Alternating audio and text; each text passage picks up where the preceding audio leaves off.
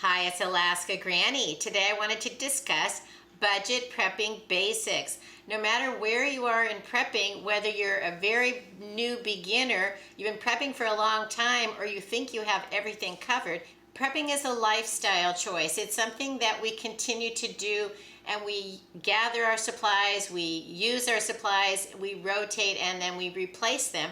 And that's how we become successful at having the things that we need. Prepping is a lifestyle insurance that you have the things you need no matter what happens. If you're well supplied with prepping items, everything from food to water to tools, toilet paper, all of the things and the categories that you would want, it allows you to avoid panic in a crisis situation. We've seen how things can spiral out of control, for everything from when we had the pandemic to when we had riots in cities, when we've had peaceful protests, when it isn't necessarily safe to go out.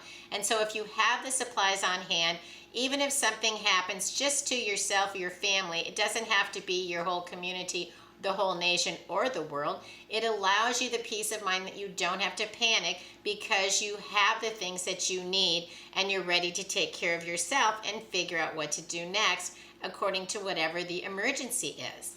Budget prepping basics also allow you to avoid panic buying. You don't overbuy something because you're worried it won't be there tomorrow or you need to get back home. It allows you to plan and have strategies for how you're going to make your prepping supplies, have your stockpile, and how you're going to prepare yourself and your family. I think of prepping into 3 categories, and I like to make 3 different lists. I make a list of things to learn, things to buy, and things to do. If we look at number 1, things to learn, that doesn't even have to cost anything. It can be extremely useful to learn new skills, have new ideas, and it doesn't have to cost any money. It can, but it doesn't have to. Maybe you want to learn first aid. You can study online, you can buy a book, you can take a Red Cross class. There's all different ways to learn more about first aid, and it can be critical to being able to take care of yourself and your family in an emergency situation. Also, perhaps you want to learn how to garden. Being a prepper means trying to live a sustainable life. We can't store enough food to last for the rest of our lives, so we want to learn how to grow some of our own food and provide some of the food that we need. It can be healthier for us. It can be a great way to use some of our free time, be out in nature, enjoying ourselves. And it also gives us some freedom that we can provide some of the food that we need should there become hardship times that the food is not available. You don't have to have a whole big backyard to learn to garden. You can grow a few pots on a windowsill, on a balcony, on a patio, and you can even just sprout something in a jar on your kitchen counter. There's always something that we can do to provide a little more food for ourselves. So learning some of the basics about gardening might be a great idea. It's also a nice time of year to figure it out, and if you look around in your neighborhood, you might find some of your neighbors are growing a garden. Find out what grows in your area. You can also do some research online, read about it, maybe buy a book even at a thrift store, and you can find out what your zone is. Then you can learn about when you should plant things, the plants that would grow the best, and it helps you to know how to provide some of that food if you want to. It also is a learning curve. We can't all learn to garden and be master gardeners overnight. And even those of us who've gardened for decades can still have disasters where things don't go according to plan. And that's why it's important that we keep learning more about it, trying new things, talking to people, even going to the library and check out a book. There's a lot of resources available if you want to learn to garden. We can also learn to preserve our food. We might want to learn to dry it, dehydrate it. We might want to learn to can it. We might want to pickle and preserve. And I know that I've had a lot of fun with my dehydrator. I've had several different kinds, and right now I've been using the Magic Mill. It works great, and it wasn't very expensive on Amazon.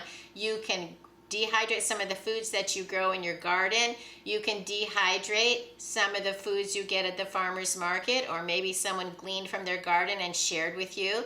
You can dehydrate foods from the freezer. I have even dehydrated canned fruits when they got near their expiration date, and then I went ahead and opened them and dehydrated them, and they were very delicious. It helps the food last longer if you store it airtight in a cool, dark, dry environment. The better we store our food, the longer it's going to last, whether we buy it at the store or prepare it ourselves for long-term food storage. There's a lot to learn about storing food to last the longest, even from buying big bags of beans and rice, oatmeal, pasta, even wheat, and storing it into buckets. And that's where we might look into things we want to buy. We want to buy some of the food that we want to store. We want to buy some of the longest lasting food. We want to have some food that we can open and eat, so we have an emergency. We can feed our family today. We want to have foods that fill our pantry that we can make simple meals out of.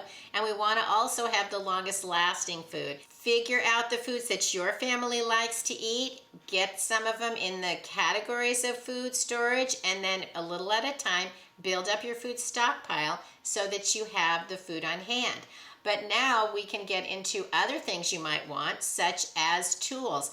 You can go to estate sales. You can go to thrift stores. You can look at yard sales. Look around for bargains. But then also you need to sort of understand how much some of these things are so that you don't end up overpaying because you didn't really know how much it costs. I know I've been to thrift stores and cast iron pans were more than they are brand new in the store. So it doesn't make sense to buy them at a thrift store. But there's a lot of things that you can get at thrift stores that can be reasonable. I always think that going to a thrift store is like going on a scavenger hunt because you never know what you're going to find. Look things over and really think about it. What is it designed for? What else could I do with it? Is it an affordable price? And is it something that I would really use? You can also try to get free buckets. You can go to bakeries inside grocery stores, go where the bakery section is, and sometimes they will give you the free buckets. And if not, you can go somewhere like Home Depot or Lowe's to the hardware store and you can buy them. And what you want to know for sure though is when you're buying the lid has a rubber gasket, and you need the rubber gasket to seal. Oh, what's the matter, Teddy? What do you see? You're okay? You're okay? Look to make sure you have the rubber gasket intact because that is what seals it up airtight. Teddy, you're okay. And if you're going to store food in buckets, make sure you get a bucket lid wrench so that you can open it again. Because once you snap these on, they're really hard to get off. But you take the wrench and then you get it under the tabs and you can release the lid. So these are really handy. So if you're storing food in buckets, make sure you're getting one of these lid bucket wrenches. Then think about the category of things you can do. You can prepare a bug-out bag. It doesn't have to cost a lot of money. You likely have some backpack in your house already, some kind of a tote bag. It doesn't have to be a big, heavy, tactical backpack, especially if you, say, live in the city and you might have to walk away to safety. The last thing you want to do is look like a prepper or paramilitary or something. You want to stay under the radar and just blend in with other people. So any kind of a bag that you can find in your home already. But if you want to buy one, go ahead. But you don't necessarily need to buy a special backpack. You just need something that can hold your bug out supplies. I'll put a link to a video I made on how to go through and make sure you have all the categories that go into your bug out bag. But you want to make sure that you only put in things you absolutely need because you don't want to weigh yourself down. One time I got mine so heavy I tried putting it on and walking around the neighborhood, and one of the neighbors wanted to know if I was preparing to, say, hike the Grand Canyon or climb Denali. No, I was just trying to practice being safe. So I went home and took out a whole bunch of the stuff that was in there. Your bug out bag needs to really keep you safe for 3 days, 72 hours. And you don't want to take your whole house with you. You want the things that you absolutely need to keep yourself safe and going, and then try to do it as lightweight as possible so that it is reasonable for you to actually bug out with it if you needed to. If you can throw it in your car and drive away, that's different. Then you can have an additional bag of things to take along. But make sure that you don't weigh yourself down with things you don't really need, because it might be cool to have it. You can bring a 50-pound suitcase to the airport, but then we add things we don't necessarily need when we're on vacation. But we all have to make choices.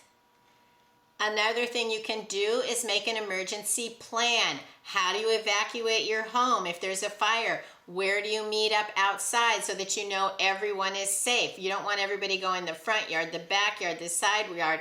We took a ribbon around a tree in the front, and that's where our family was all to meet, so that nobody was in the backyard or the front yard, and we didn't know where they were. We didn't know if they were safe, and then no one is going to run back in the house looking for someone who's already outside. That can actually end your life if you haven't made a good fire evacuation plan.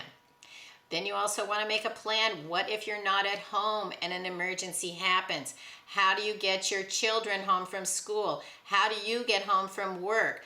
If it's something like an earthquake, a tornado, or hurricane, and it could block all the roads and take out the power, and the emergency systems could fail. So we need to have an idea of where could we meet if it wasn't safe to be at home. Where is near where people might be if they're, say, at work or at school or at the grocery store. Make a plan somewhere in your neighborhood, something that you have a plan. Have a plan of who you can call in an emergency, because if it's a local emergency, sometimes your cell phone will work, but the lines are all jammed. You can't call locally, but you could call a relative that's, say, in a different state, that they're not going to be able to come and help you. But if everybody can contact that person, then they can spread the word, and sometimes that can be a real solution to trying to keep contact with your family members and make sure everything is turning out okay. Something else you can do is check your home security. Do your locks all work? Do you use them? Do you need more security around your home? Maybe you need some exterior lighting or even timers inside. Look over your house. Go outside and look around. Did you leave a ladder somewhere someone could use to climb into your house? Do you ever leave your shovels or garden tools outside that then gives somebody an opportunity to use it to break into your window? So you want to make sure that you are taking your security and your safety seriously. Declutter some of the things that you don't need so that you have room to store the supplies that you do need. A lot of us don't want to declutter because it's overwhelming sometimes how many things we actually have. But if you break it down into little bites, maybe one drawer, one shelf, one corner of your closet, and then sort it out a little bit. Give yourself a time limit, 10 minutes, 15, 30 minutes. Take just even a shopping bag and then put things in it. Go around the house, put things in it that you don't need, and donate them and get them out of the way, so then you have the space for things that you do need. You need to keep your supplies organized so that they're useful to you in an emergency.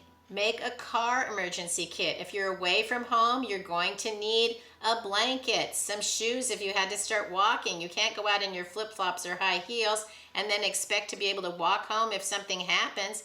Keep your car full of gas. Keep some cash in your car in case you need to stop and buy something. And if the power goes out, you can't use the ATM, but the store clerk might take a few dollars for some food or water or whatever, and you have that opportunity then to figure it out if you have some supplies in your car. Then go through your gadgets and gizmos, your flashlights, your radios. Make sure the batteries are fresh in them and that you have extra batteries of the ones that you use the most. So then, should you need to use all of your flashlights and some of the batteries have expired, you're able to replace them because you made a plan, you stocked up on the things that you need, and you know where they are, so that this isn't going to be a catastrophe. It's just going to be an inconvenience. And that's how you need to look at prepping, is I have the things I need for the threats and the struggles that could happen to my family where I live. Figure out what are the threats in the area where you live, and then figure out what are some of the budget prepping basics. What can you learn, what can you buy, and what can you do to be better prepared for the life that we have ahead of us. We all face challenges. We never know what they're going to be or when they're going to happen, but they're going to happen. So prepare the way to be the best it can be. If you have any other suggestions on what we can do to better prepare ourselves, leave it in the comments below. We can learn a lot from each other by the information that we share in the comments. I hope you'll like my video, share it with someone else you think might enjoy it, and please subscribe to the Alaska Granny channel.